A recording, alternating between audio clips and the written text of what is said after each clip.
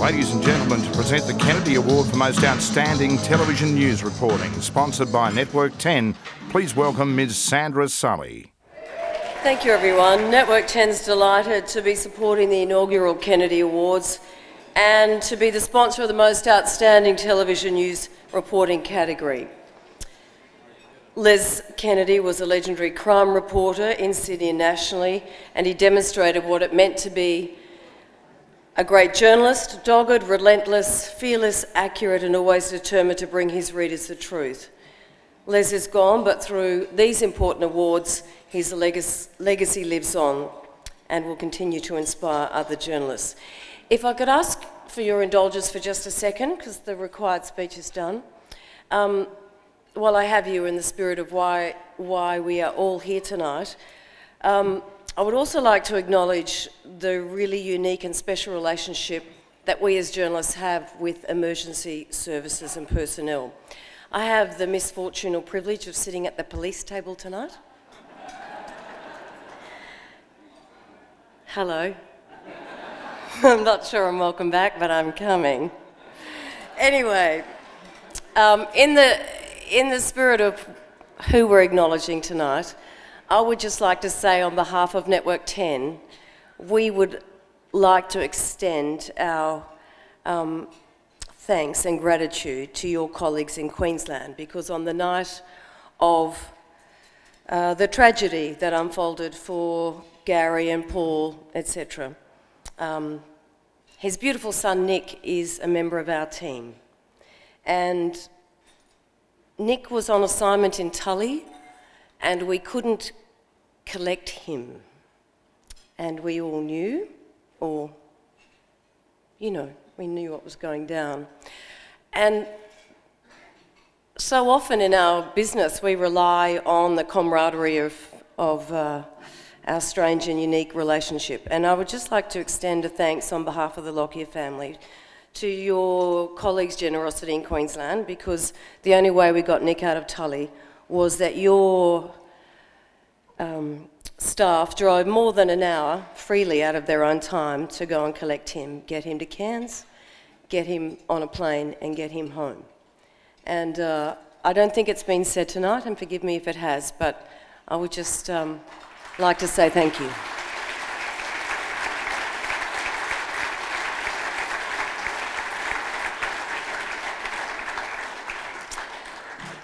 We have some nominees in this category tonight, and I would like to state who they are. I'm a little biased because two of them are with us. Yee-haw. I'll start with 7.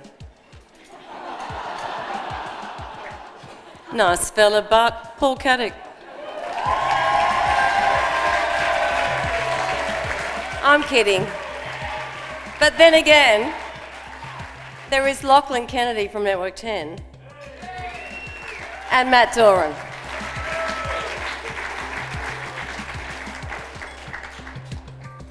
And the winner is Paul Caddick, 7 Network.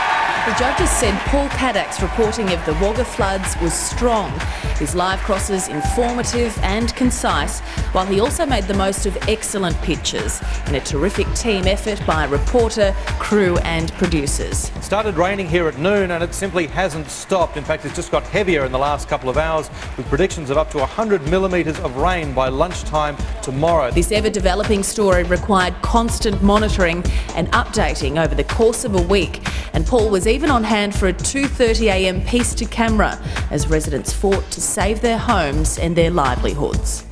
I'm very humbled and honoured by this. Thank you very much to the organisers of the Kennedy Awards. It's been an amazing night and an amazing effort to get everyone where we are today, so congratulations to you guys. I'd like to pay tribute to Tim Stewart, who was my cameraman for that week we spent chasing the floods through the Riverina.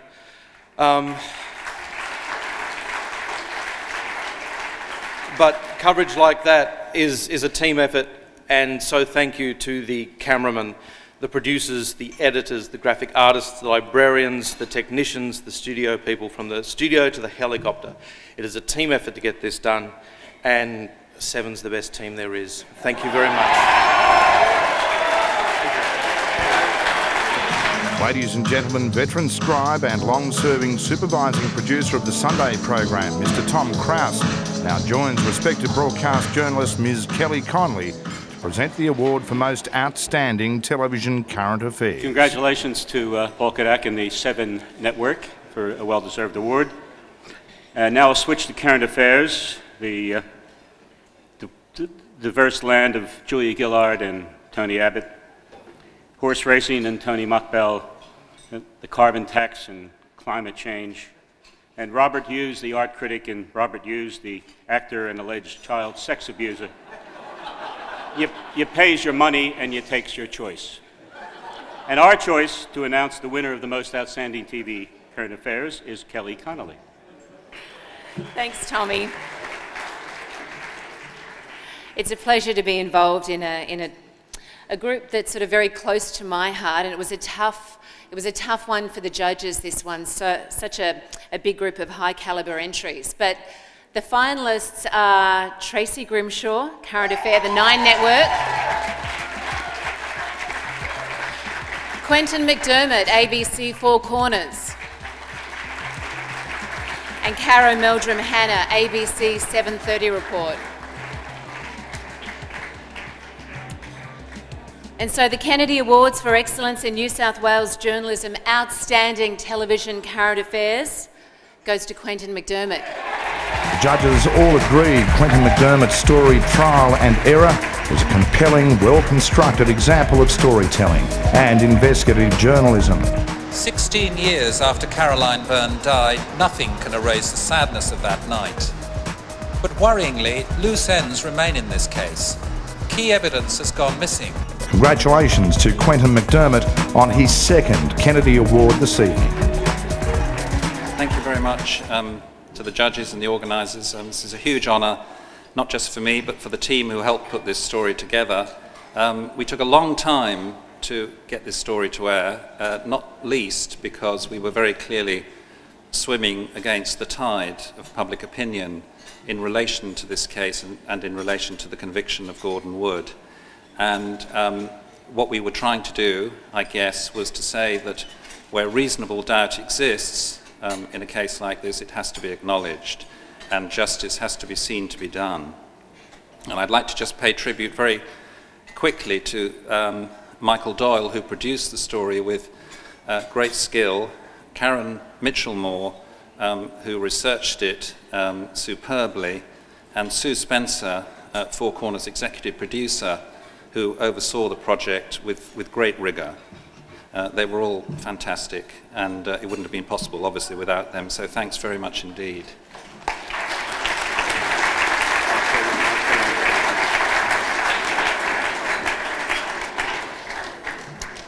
And now please welcome to the stage Mercedes Ruehl.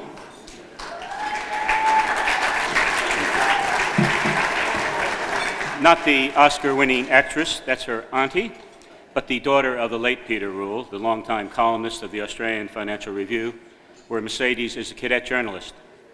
Peter Ruehl came to Australia to cover the America's Cup in 1983 and met Jenny Hewitt, then a correspondent for the Sydney Morning Herald. A year later, they were married. Jenny's on assignment tonight for the Fin Review. They seem to have a lot of people out on assignment. Maybe the Fin Review. Is that? Yeah. Anyway, it's good to see a newspaper working on a Friday night. But she and Mercedes feature in a video tribute by Mark Tewksbury of the Fin, and we're about to show that. Pete's column was must-reading for politicians, journos, and the general public. He lampooned his own family, whom he loved, and just about everybody else. Politicians, Australians, Americans, sacred cows of all hues and moos, and the Royal Easter Show, to name a few. But he did it with insightful humor, and he made us laugh. Here come the Yankees, let's get behind and cheer the Yankees. They're gonna learn to fear the Yankees. What Peter actually recognised is that we take ourselves extremely seriously, and from his unique perspective of an American who followed his love and came to Australia, he punctured the pretentiousness that we sometimes show. What enabled Pete to move really halfway around the world was his very strong sense of self and his own American identity. That was kind of never really in doubt. I don't think he ever lost that. I think his most endearing feature was also his most infuriating feature, whereby seemingly private conversations were splashed across the paper the next day. You know, if you ever tried to get angry at him for it, you know, he'd just crack another joke and you ended up laughing. Kevin Rudd and Tony Abbott went face to face on this one, and Kevin blinked. There's no other way of putting it. Oh sure, Kevin's really good at, explaining things, and nothing is ever really his fault. Honest Dad, I was backing into that parking space and the power pole just jumped at me and, well, you can see what happened. By the way, can I borrow a few bucks?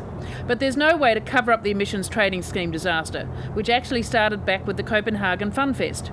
If you believed Kevin in the lead-up, the whole world was going to come together in a big environmental bunny hug. Except the whole world didn't quite agree. The result made the League of Nations look like a special forces unit. As soon as you started talking money, delegates suddenly wanted to break for lunch. And everybody went home. Kevin got the runner-up award in the Who the Hell Was That competition. As I recall, there were about 27 ties for first place. He made us laugh at ourselves, and that was an enormous contribution to Australia. It was an enormous contribution to Australian journalism. We thought George was going to be able to sail right through this whole election, and now it looks like he's not in it. He's not home free by any means, and he doesn't deserve to be.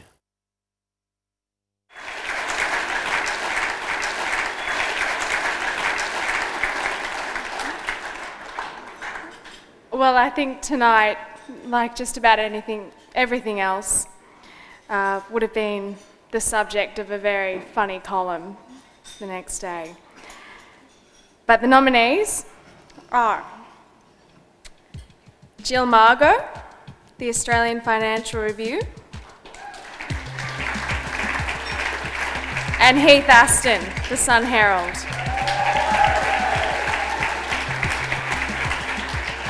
And the winner for Most Outstanding Columnist is Heath Aston, the Sun Herald. Heath Aston was praised by the judges for his witty and hard-hitting columns, ranging from report cards for New South Wales ministers to smoking ban exemptions for high-roller gamblers. He's a dedicated fan of Peter Rule and, according to the judges, is starting to write like him. Well, I am a dedicated fan of Peter Rule. I remember 10 years ago in the newsroom, I think it was a Thursday, I'd be always looking for a copy of the Fin to seek out his column. I think Peter was one of those rare columnists who was worth the cover price of a newspaper purely for that one column, which most of us could only ever dream of being like that. Could I just quickly thank all the editors I've had since I've been at the Sun Herald 2 years and had this column 2 years. I think I've had 4 editors in that time, but to a person, they've always just allowed me to make of my little column what I can. And I was thinking earlier on, the only editorial intervention I've ever got was the question, "Are you sure you want to write that?" And that's basically it. No one's ever said anything else. So I'm really humbled tonight to also receive it from Mercedes. Thanks.